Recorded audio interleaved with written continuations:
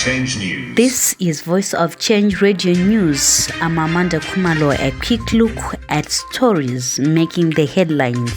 Mapinga Lithium project takes shape in business news.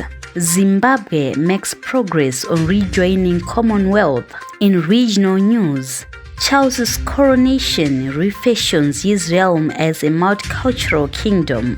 In sports news, Dynamos draw infuriates fans. The news in detail.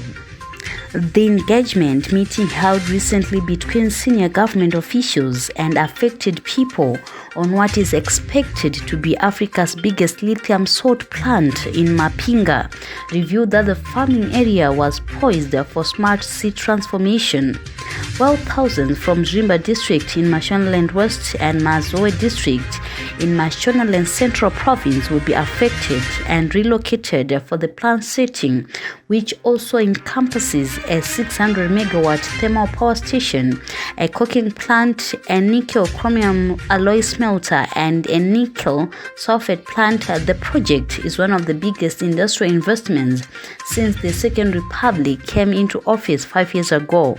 Lithium has become a major mineral with rapidly rising prices and is being sought after by developed countries that now focus on green and renewable energy, since the lithium-ion battery is the major storage unit for energy for ICT equipment, motor vehicles, and for the intermittent green energy from solar and wind.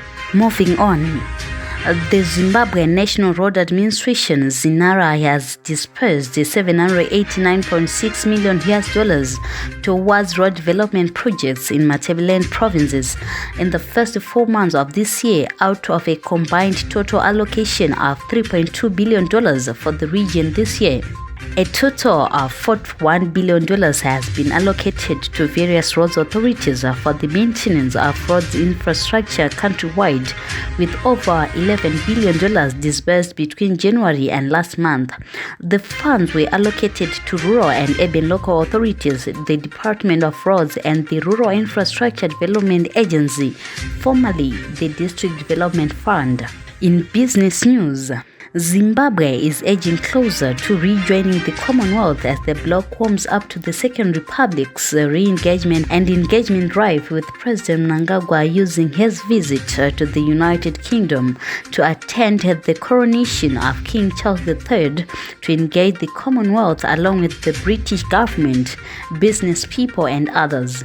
The president returned home yesterday and was received at the Robert Gabriel Mugabe International Airport by Vice President Dr. Chiwenga, ZANU-PF Vice President and Second Secretary Comrade Kembo Mohadi, and other senior government officials.